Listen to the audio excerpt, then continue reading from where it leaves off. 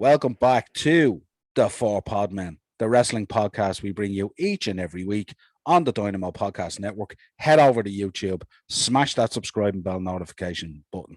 Also available are the audio versions of our show on Anchor. And also, if you'd like to contact the show, you'll find us out there on YouTube, Facebook, Twitter, Instagram, wherever you do your socials. If you'd like to be a guest on the show, or if you'd like us to discuss a certain topic, get in contact with us there and we will reply. And another episode. This is episode 2 of our Collector's Corner. And today I'm happy to have on a longtime friend and customer of the show and very, very good friend with an outstanding collection, one Eddie Smith. Eddie, how you doing, my man? I'm not too bad, bro. So how's things with yourself? Good, not a bother at all. Not a bother.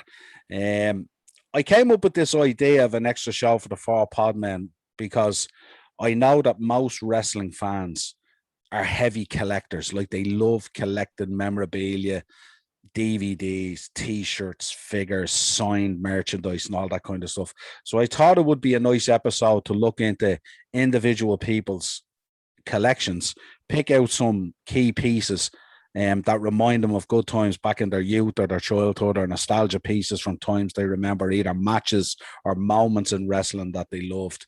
Being so close to you from 20 years in the shop and stuff like that, no, I know you're a huge Hulk Hogan and Macho Man fan anyway. But I know that you love a lot of wrestling.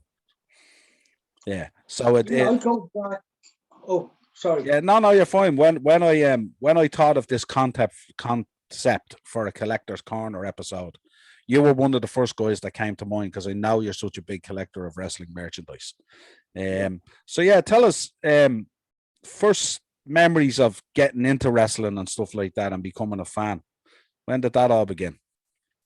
Well, for me, it all began in 1982 when we were watching the likes of World of Sport. Me and my father would sit down and watch it religiously. And when WWF came forced over to Ireland, after the show, I got to meet wrestlers like Andre the Giant, Rowdy Piper, British Bulldog, Shawn Michaels, Marty Jannetty and stuff like that. So my first real face-to-face with the Eighth Wonder of the World, he was still on crutches going into the Gresham Hotel. So like, this guy was just enormous, larger than life character. So he blew my mind. This was the first big main event for me for WrestleMania 3. One half of the main event was there. Andre the Giant, legend. So like, for me to meet this guy, get his autograph back in the day, was like, wow. So like, that totally blew my mind. So when did it then evolve that, like, the red and yellow came into the life and you became a Hulkamaniac, basically? I actually watched, I got hooked in it when I started watching the first WrestleMania. And then it kind of went into the early Saturday night's main events. So like, watching Saturday night's main event, the theme music, you had every single big star there. It wasn't jobbers, it was just the two big stars facing each other. Yeah. So like, for me, the Saturday night main event that stuck out with me was the February 5th, 88. 89, my mistake. Andre the Giant versus Hulk Hogan with Earl and Dave Hebner as the twin referees. Yeah. So Hogan getting screwed was kind of like the biggest deal ever. So what was obviously WrestleMania 3 was used. I mean, the slam that was heard around the world, basically. But we'd be remiss if we didn't mention Steamboat and Savage as well. Was a massive match. Steamboat and Savage, even as a Hulk Hogan fan, I will hold my hands up and say they stole the show. You had high-flying moves. You had George the Animal Steel on the outside, who was constantly looking out for Elizabeth. You had the throat injury that Savage gave Steamboat, which led to this big match. And it was Steamboat's first title in WWE. Yeah. And from there, I mean, obviously, Hogan went on this journey through WWF, and 90% of people I talked to were Hogan fans in some way, shape, or form. What was your feeling then when he obviously headed off to WCW and then turned heel, and then we get the black and white and the NWO and the Hollywood and all that. What was your feeling at that time? Well, I knew back from the early days of Hogan that he was an original heel in 1980 when he was facing a face, Andre the Giant, a giant who was at his lightest was 425 and had this big mop of afro hair. So it's no secret to a true wrestling fan that Hogan was a heel to start off with. But when he became Hollywood Hogan in WCW, it escalated. It took it to the next level of heel. So he was the cool heel. He wasn't the heel you wanted to hate, but he was actually becoming cool. And did you buy into him the same as the Hollywood yeah. in the black and white? He was still the same. You were still all in. You weren't the purist in terms of the yellow and red. You were happy enough. I was happy enough because Hulk Hogan, towards the end of when he was doing King of the Ring in '93, everyone was kind of getting okay, Hogan's becoming cheesy. So then when he went into WCW and started going black and white and then done NWO for life, and it was too sweet to take. It's still Hulk Hogan, but it's a bigger, cooler Hogan. He wasn't just training, saying your prayers, eating your vitamins anymore. He was just a nasty piece of work, and he was still cool. Yeah, it was kind of still training, say your prayers and eat your vitamins, but at 10 times the price. Exactly. Yeah. So let's get into the collection. I know, we could spend 4 hours here talking about your collection, but I asked you to select out about 10 pieces that we would look at today. I see some beautiful replica belts there in the background. Some of them I recognize because some of them have come through my door in Stephen's Green without a shadow of a doubt. You've got an unbelievable DVD collection without a shadow of a doubt. And I always say to people often talk about the network and they talk about DVDs and VHS.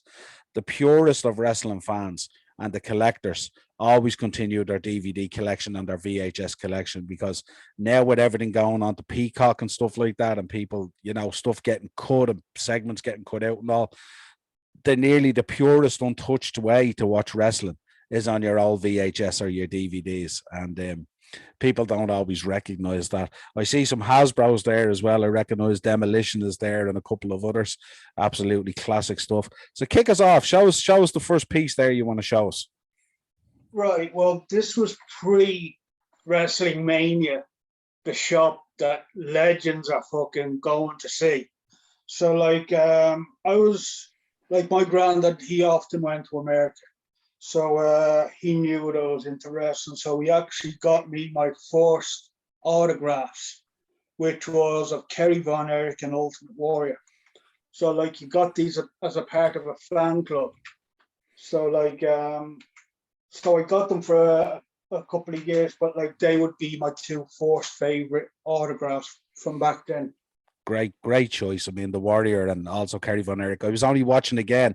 I rewatched that Dark Side of the Ring again yesterday with the Von Erichs. Such a tragic story, really, But Kerry was unbelievable performer, and not dissimilar to Warrior when you think about it. But yeah, two fantastic pieces to have in your collection. What's up next? Well, the next thing, and this is quite recent. This is before we actually got into COVID. I'd actually gotten the second opportunity to meet Bret the Hitman Hart. So as you can see, the tag belt is above, but the picture of me and Bret holding the signed belt, that actually became quite a sweet deal to me, because the first time I met Bret was in your shop. But unfortunately, he had this annoying agent with him. So you barely got a chance to say 2 words to him. It was just sign it and go. Yeah. So to me, that was the the second time meeting was the sweet deal because you could actually speak to him a little bit longer and he actually remembered being in the shop and who I was. That's brilliant. Excellent. That's a lovely piece to have in your collection, especially with the pick and the sign belt. Fantastic. Yeah. What's up next?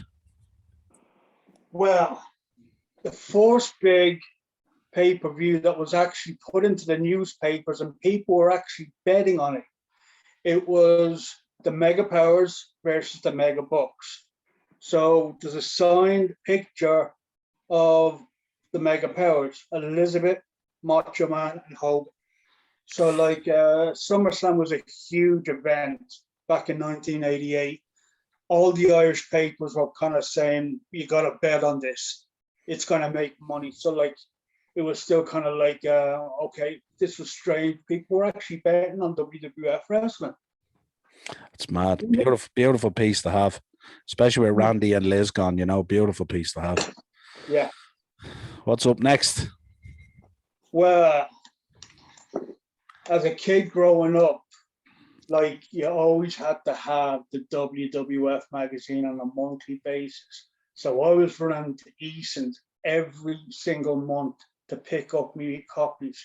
So like I'd lost a lot of the copies of the magazine when I was about 17, 18 years old. But thankfully, because of you, I actually got a lot of the magazines back. Yeah. It's such an iconic logo, isn't it, on that magazine? That WWF logo. I mean, it never gets old. Never gets old. Fantastic. Great picture of the Undertaker on that one, yeah. Old school. Exactly.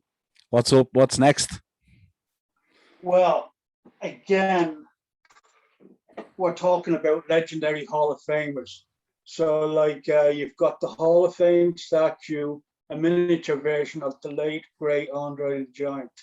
So like I said, when I met Andre over in the Gresham Hotel back in the day, it was great, but now I've actually got a kind of miniature of his Hall of Fame statue. It's fantastic, also, yeah. Then to Wrestling Mania. Yeah, it's a lovely piece. What have you got for me next? Well, it's mad to think we've got this far and we haven't seen like a figure or a Hasbro or something different, you know what I mean? So it's cool though. Some great signed merchandise there. Well, like it was a tough one to call because like top finals. Absolutely. In 2010, when they kind of came out, they were going to be this popular. So like you have Brett and the Nature Boy Ric Flair. So like these are two tough pops to pick out, which would be, it's a kind of a joint deal. Yeah, it's nice. Two lovely pops. Well done. Two lovely pieces to have in your collection. Exactly. What's next? This is getting better and better as we go along. There we go. This was a big deal to me because like this was the first actual Hulk Hogan that you had movement that kind of snapped. So like you got the Hulk Hogan that gives you the bear hug. Yeah. So I love the Hasbro figures because like they were small, but they were actually quite good because like you had these plastic statues and you had these bootleg stuff, but when you had the Hasbro figures, like you could show them off and like everyone was like big into them. Yeah, I think what people forget about them as well is there was great detail on them for their time. Because you think about when they came out, it's years and years ago when they came out, but the detail on them even to this day is still cool. And they always picked out the cool ring gear and the cool designs for them and stuff like that, you know? Yeah, great piece. I mean, that when I'm talking to you about Collector's Corner, there has to be a Hulk Hogan Hasbro in it, doesn't there? Without a shadow of a doubt. What have you got for me next?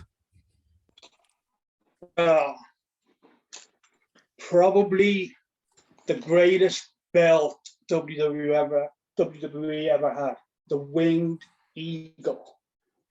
Like this belt is the longest running belt WWF had. It went from 1988 when Hulk Hogan first wore it and then gave to Andre. And then the last one to hold it was Stone Cold Steve Austin. So like that's some amount of years. So from soon after WrestleMania 3 and got retired after WrestleMania 14. Yeah, I think if you're a collector and you collect belts, you have to have a winged eagle in your collection, don't you? Really, or you're missing. I mean, some great belts there in the background. I see that classic IC as well, so iconic. I've one over my shoulder here as well with some Hasbro's. You can see it, and down over or down under my other shoulder there, there's actually a winged eagle as well. Yeah, so fantastic. What's next? Well, next we have the Tag Classics. And this Tag Classic has been watched multiple times at SummerSlam 88 and 89. So, like, the first two SummerSlams face to face, and it's kind of like the first one was obviously like Mega Powers, Mega Bucks. But then you had 89 where Savage turned heel and teamed up with Zeus to face Beefcake and Hogan. So, like, Sherry's loaded handbag was becoming quite a big deal with the Randy Savage's match. Yeah. So, yeah. The tag classics are fantastic, aren't they? The covers on them are so iconic as well. It's a throwback if you're a DVD collector and stuff like that. They've great throwbacks there. Not dissimilar to the Hasbro's when you compare them to the current figures. When you compare the Tag Classic DVDs to the current DVDs, I mean, they just had cool boxes, and because they were double sets as well, and they led in and linked so nicely as well, so love those Tag Classics.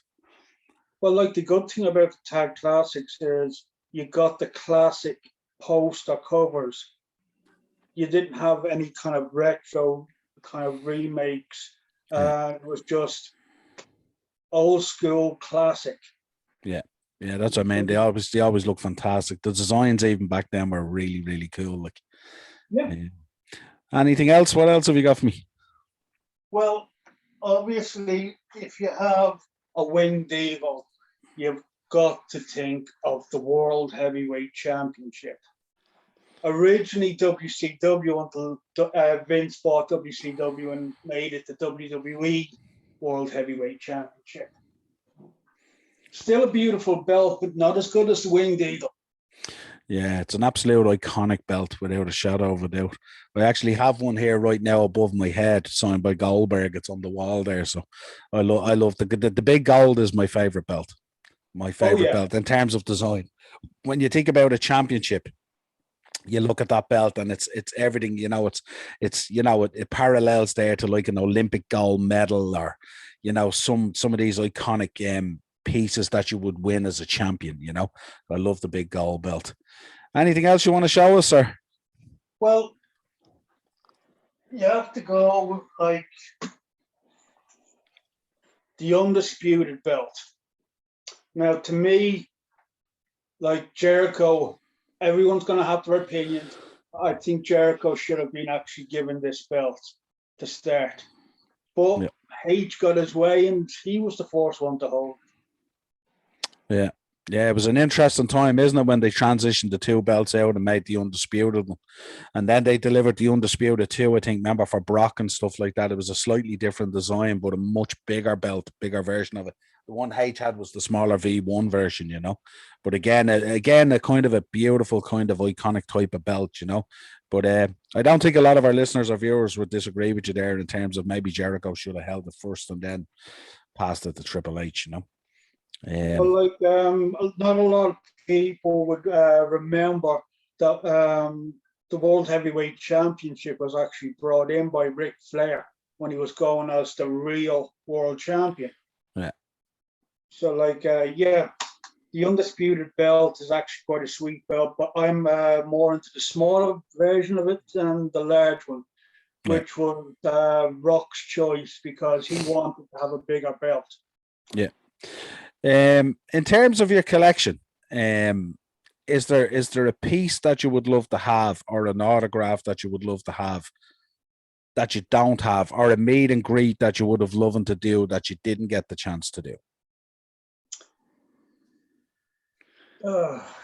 If I still to this day, if I would have loved to have met Macho Man Randy Savage. Like, I know I'm a hardcore Hulk Hogan fan, but when Macho went from robes to wearing these flashy jackets and stuff, like the colors just popped.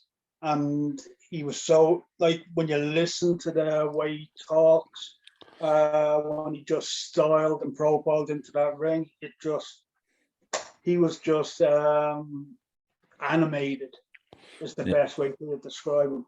Yeah, I think most wrestling fans sort of, they get drawn towards those kind of larger than life comic book characters like Macho and, Warrior and Hogan and guys like that. You know what I mean? They were just so iconic at the time, and you always had in there a sprinkling of really good wrestlers, but a lot of them in there at the time would have been like, tights and boots kind of guys, you know what I mean? Or trunks and boots. They wouldn't have been like, they wouldn't necessarily go out there. I mean, when you think about the money that the likes of Flair and Macho and Warrior and guys like that spent on their gear, Rick Rude as well in a similar vein as well. They would have spent an awful lot of money. I mean, you see the cost of some of these robes and stuff like that. Now, I can't even begin to imagine how much a Macho Man costume would cost because his costume started at his big toe and ended on his head. So he was head to toe in these costumes, Well, like Randy Macho Man Savage broke the barrier. Like you always had like guys who were over 6'7", 6'8".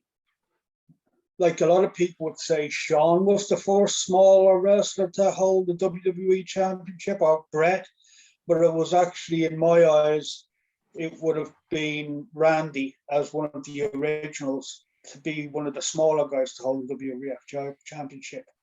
So then it became an acceptance. Yeah.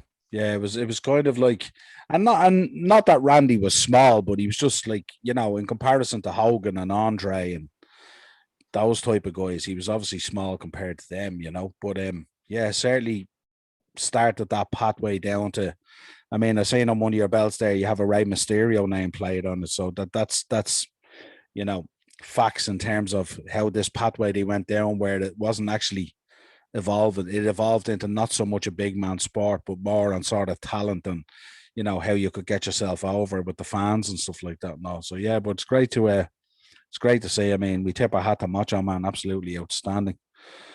Well, listen, anything else there you want to show me before we jump off? Well, paying tribute, obviously, to the Macho Man Randy Savage. He was actually, like, when the Mega Powers up formed, I just thought this is going to be one of the coolest things going. But obviously, it was going to be a storyline where you had the Mega Powers explode. But I always thought if I was going to choose a second, it would be Hogan, then Savage. Yeah.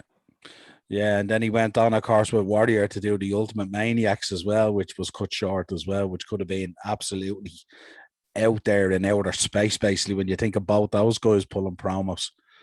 Well, listen, as always, a pleasure having you on and talking to you. This has been the Four Podmen's Collector's Corner with Eddie Smith and going through his collection. Absolute pleasure, and we will talk to you again soon.